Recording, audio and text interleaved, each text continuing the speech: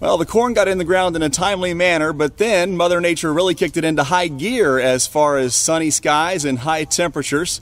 The corn has taken off in ways that Bill McDonald, Director of Agronomic Services with Seed Consultants, has never seen. We basically went from the seed in a bag on around May 1st. And by the time we got to May 30th, we were at V5, V6. Our corn was planted, post-sprayed and side-dressed all within a 30-day period. So we just had one heck of a good growing season. With that also comes the possibility of crop response to different chemistries. They're just growing so rapidly that they just taking in everything they can take in, and they just can't metabolize it quick enough. Most of the time, those crop responses are nothing permanent. They're just cosmetic. And I know we get excited about cosmetic crop responses, but in reality, that's what they are. They're cosmetic. They will get over it.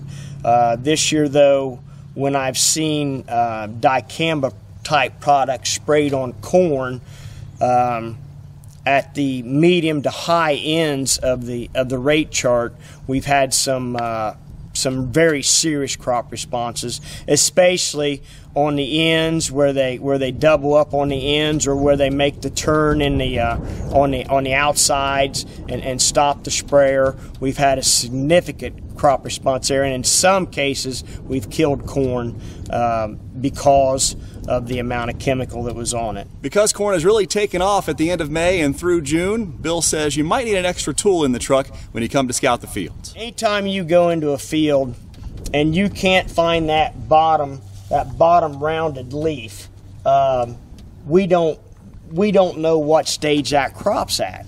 So we really need to find that out, and to find that out, the only way you're going to do that is dissect the plant and go to the leaf that you know is number 5 and count from there up. Count the nodes. If there's a hail event, you'll be missing a lot of leaves, but you can still look at the inner nodes and count the nodes and figure out what stage you're at if you just take the time and do it. And the best way to do that is to, right now, get your knife out, go out to a field and with a healthy plant and open it up so you can see how to do it.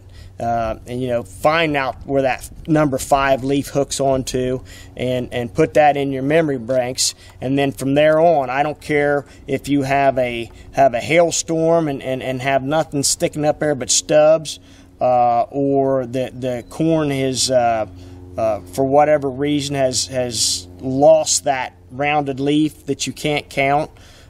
You'll be able to split that open and find out exactly what stage you're at. All this is important because it might be too late for some post applications. Yeah, you become a lot more limited. You're going to have to change to drops, which we all know isn't as good a coverage, but the alternative is way worse. If we go ahead and take a chance and spray this corn over top, we're going to cause some serious damage to it. I've seen corn in the past that had a glyphosate sprayed on it. It was 30 inches tall, but it was V10. And everywhere that the Roundup was sprayed in the whirl on the corn, we ended up with translucent grains. Some people call it bubble kernel or bubble gum ears, but we just had a translucent kernel. We had light test weight, and it really messed up the ear.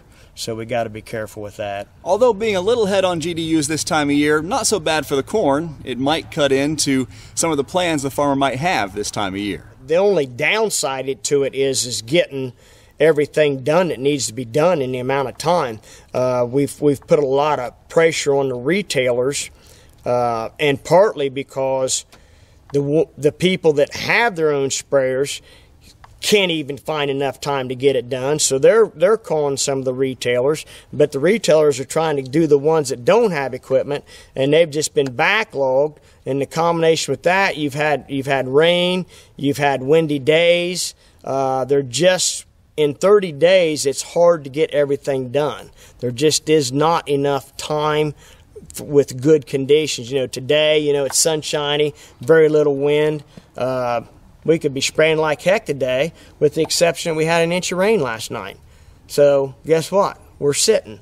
And tomorrow or the next day, it may be drier, but the wind will probably be blowing. So when we have really good, fast-growing conditions, it's wonderful for the crop, but really hard to get the work done we needed to get done. That's Bill McDonald, Director of Agronomic Services with Seed Consultants. From Madison County, I'm Ty Higgins on the Ohio AgNet. We'll see you down the road.